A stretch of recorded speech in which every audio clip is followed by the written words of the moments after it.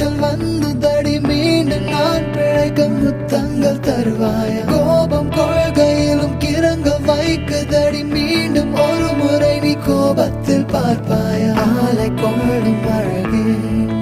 நிழல்